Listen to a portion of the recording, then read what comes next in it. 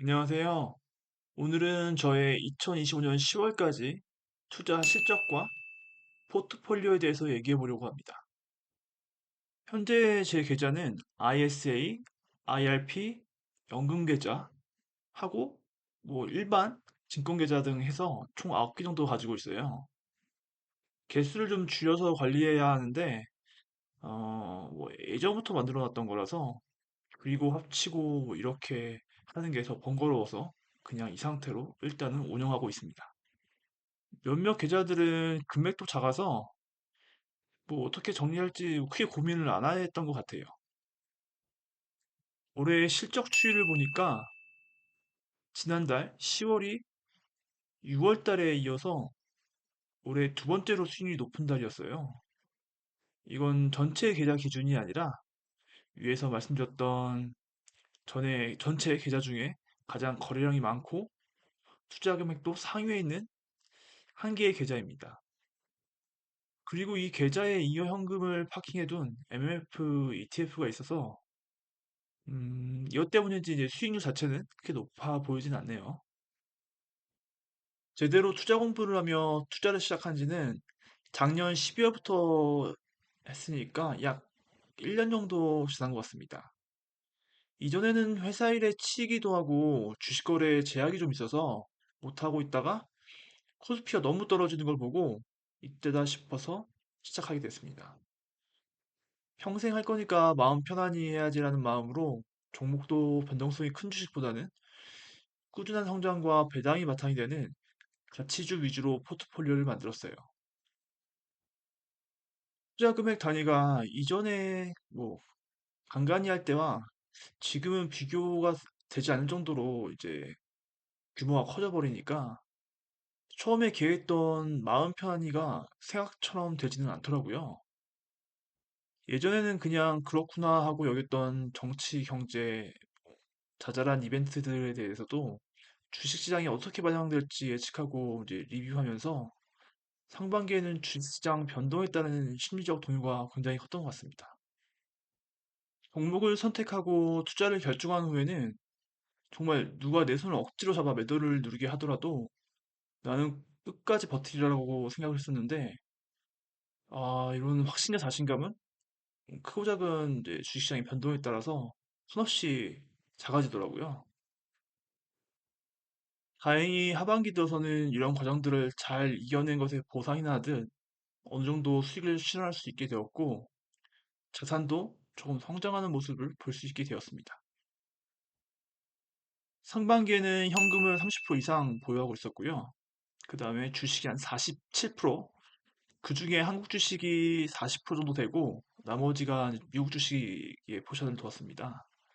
그리고 금이 한 7% 정도 되고, 그 다음에 채권이 한 13% 정도로 해서 한국 주식이 압도적으로 높은 비중을 싣게 됐어요.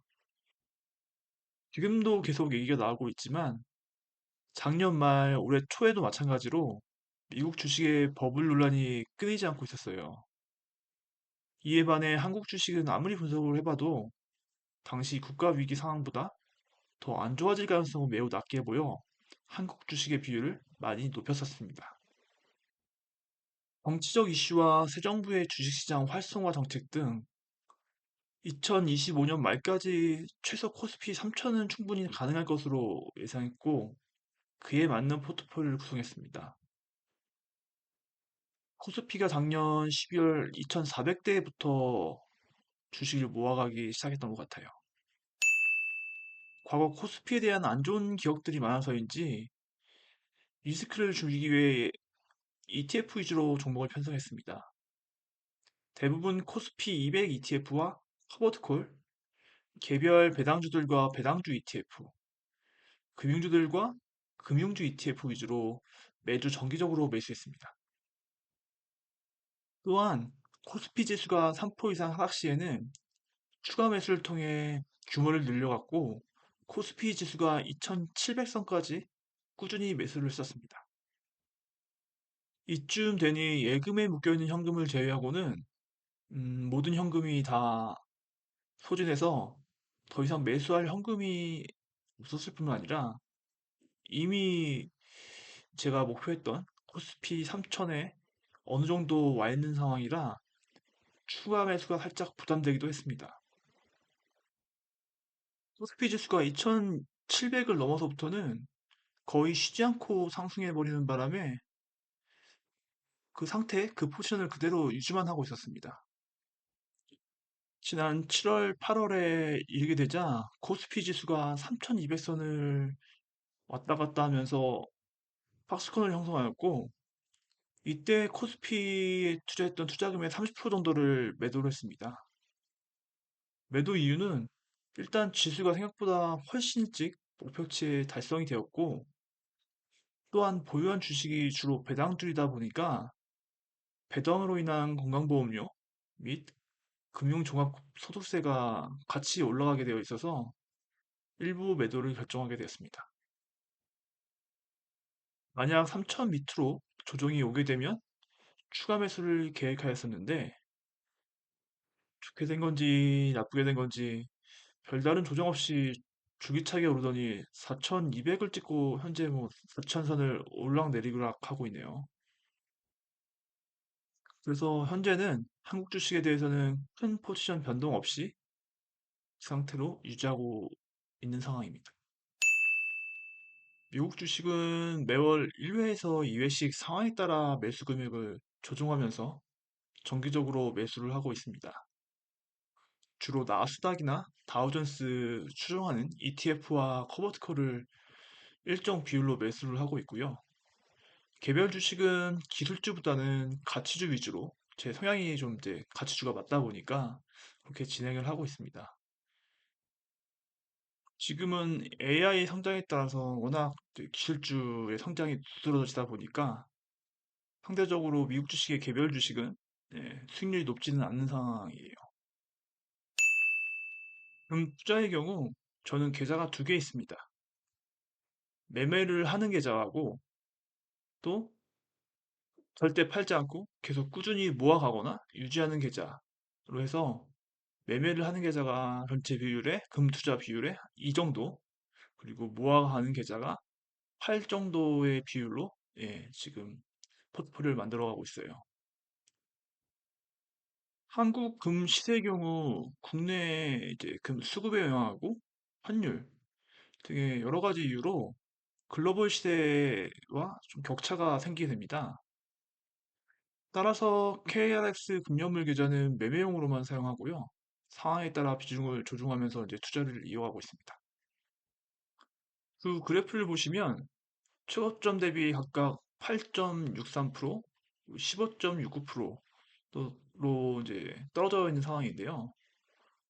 한국 금시세하고 글로벌 금시세하고 7% 이상 차이를 보이고 있습니다. 심할 경우는 10% 이상도 이제 괴리가 발생하기도 하니까 투자 시에는 항상 글로벌 금시세하고 KRX 금시세하고 비교하면서 투자하는 전략을 만들어야 합니다. 보유하고 있는 미국 채권은 플러스 20년물로 올해 그 SCHD 슈드 ETF 다음으로 가장 아픔을 주고 있는 자산이에요. 방향성이 수치로 바뀌고 이제 제 예상이 좀 많이 벗어나는 바람에 매도 타이밍도 놓치고 해서 현재는 이제 마이너스를 기록하고 있는 자산이라 좀 아쉬움이 많이 남습니다. 그래서 장기 채권에 대한 기대 수익률을 많이 낮추긴 했지만 그래도 이를 달성하기 위해서는 오랜 시간이 걸리지 않을까 싶습니다. 그래도 포기하지 않고 손절하지 않고 상반기 포지션 그대로 유지하고 있고 일단은 배당 수익으로 버티며 상황을 좀 길게 볼 생각입니다. 현금 비율은 20에서 30% 정도를 유지하고 있는데 하반기에 조정다운 조정이 없어 소진을 못하고 있는 상태예요. 개인적으로는 조정이 좀 와서 현금 비중을 줄이고 주식 비중을 더 늘리는 쪽으로 하고 싶은데 지금 현재 증시 상황에서는 그렇게 하기는 쉽지 않을 것 같습니다. 지금 뭐 생각으로는 S&P 기준으로 해서 10% 이상 뭐 하락 정도가 와야지 단계적으로 현금이 주식 쪽으로 더 이동하는 모습을 볼 수 있을 것 같아요. 코인의 경우에는 비트코인하고 알트코인 이제 일부를 보유 중에 있는데, 정말 좀 작은 금액을 가지고 있고, 지금 모아가고 있는 중입니다. 그래서 아마 전체 자산의 한 5% 이상 넘어가면 다시 한번 말씀드리도록 할게요. 11월 들어서는 메타의 회사채 발행 등 뭐 이제 AI가 너무 많이 오다 보니까 이에 대한 과잉 투자 이슈가 계속되고 있고, 그다음에 미국 셧다운 여파, 그리고 역시 미국의 관세부에 대한 이제 관세부가 위법성에 대한 법원 심의, 그리고 뭐 단기적 유동성이 좀 긴축되는 이슈 등이 있어서 지금 한국이나 미국 주식 시장이나 조금 이제 흔들리는 모습을 보이고 있습니다.